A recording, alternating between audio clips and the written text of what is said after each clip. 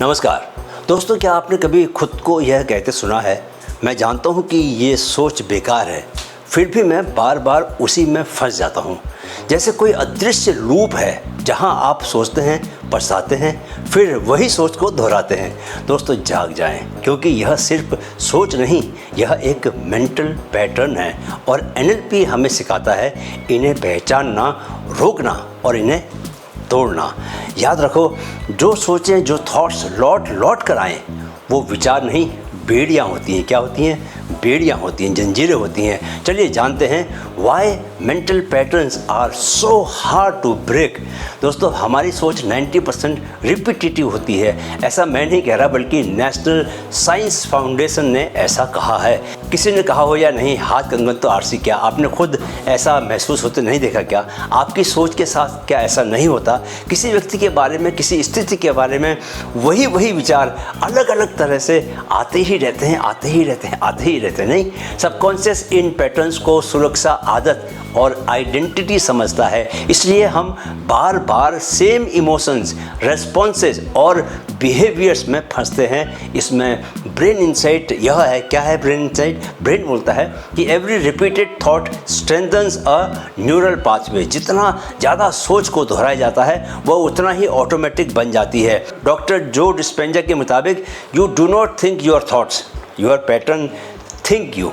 चलिए अब ज़रा टॉपिक में थोड़ा सा गहरा उतरते हैं। Right, 5 NLP techniques to break mental patterns.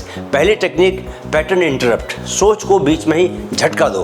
दोस्तों, आपने वर्जिन फाउंडर रिचर्ड ब्रैंसन की कहानी तो सुनी ही होगी। जब रिचर्ड ब्रैंसन अपनी पहली कंपनी में बार बार नाकाम हो रहे थे, तो डिप्रेशन में डूबने की बजाय वो खुद को एक नए एडवेंचर में फेंक देते।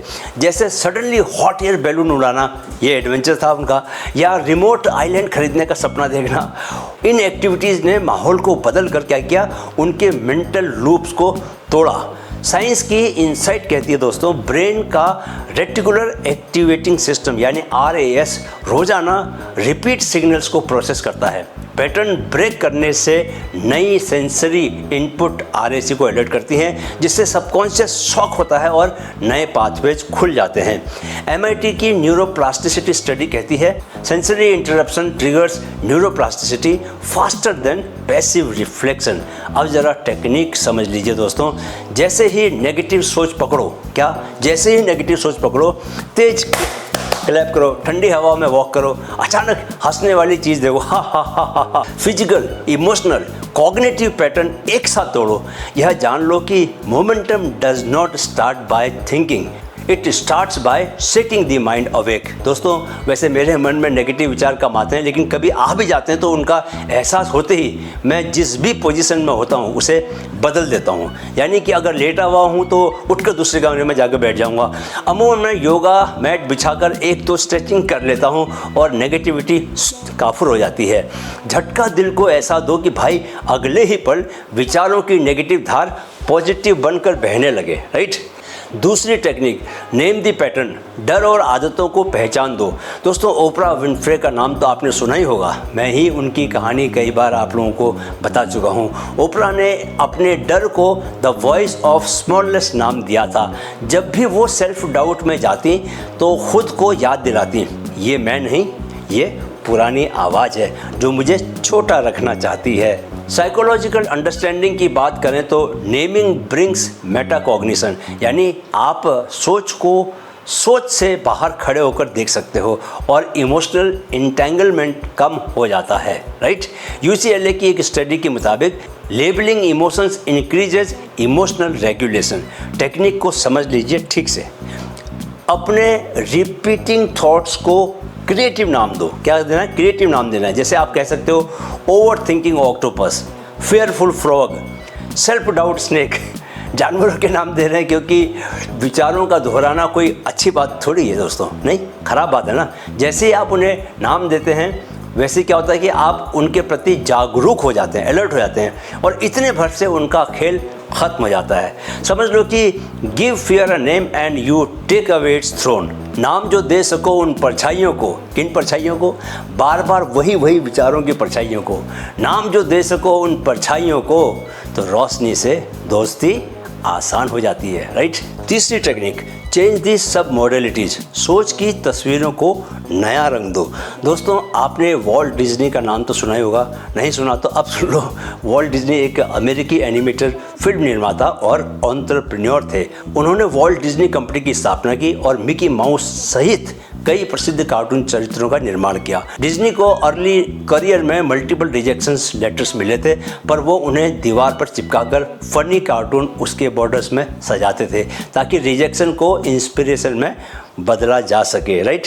दोस्तों, NLP का सब मॉडलिटी प्रिंसिपल कहता है, क्या कहता है, थॉट्स के विजुअल, ऑडियो और टेक्टाइल एलिमेंट्स बदलने से उनकी इमोशनल पावर जो है वो कमज़ोर हो जाती है। फेयर इमेजेस को अगर आप ब्लर करें, उन्हें श्रिंक करें या दूर कर दें, तो अपने आप डर आपका जो है वो कम हो जाता है। स्टैनफोर्ड सब मॉडलिटी स्टडीज़ के मुताबिक changing image brightness reduces emotional reactivity by 43%। अब टेक्निक भी आप सीख लीजिए, ठीक है। किसी डिस्टर्बिंग मेमोरी को जिसका चित्र आपके दिमाग में है, उसे आंखें बंद करके देखो, देखो देखो देखो देखो, आंखें बंद करके बुरी स्मृति वाली घटना की तस्वीर को दिमाग में लेके आओ। अब उसका रंग हटा दो और उसे ब्लैक एंड वाइट कर दो, उसका साइज भी छोटा कर दो। अब उसे कार्टून की आवाज़ में चलाओ, देखो उससे जुड़ा हुआ दर्द, तकलीफ कम हो जाएगा। यह जान ले दोस्तों कि memory are movies, edit the movie, edit the emotion. वो दृश्य जो डराते थे उन्हें धुंधला करो, आंखों की चमक खुद लौट आएगी। चौथी technique, create an alternate loop, नई आदत का बीज बोना। दोस्तों, नोवाक जोकोविच द टेनिस चैंपियन, उनका मंत्र था, even a mistake is just a prelude to my next master stroke. जब भी वे हार की सोच में फंसते, वह उसे इमिडिएटली एक नए बिलीफ से ओवरराइड कर देते। हैबिट रिप्लेसमेंट का मनोविज्ञान कहता है, new emotional loops must be equal और stronger in intensity to replace old once.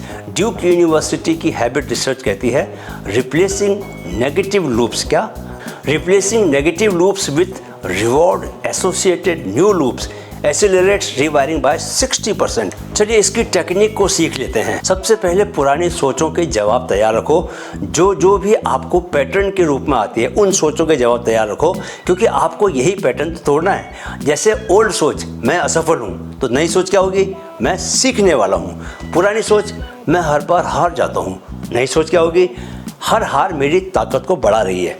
यह जान लो दोस्तों कि the mind hates voids, feed it a better song. जहाँ एक रास्ता खत्म हो, वहीं एक नया रास्ता शुरू करो, वहीं एक सूरज को उगा लो, राइट।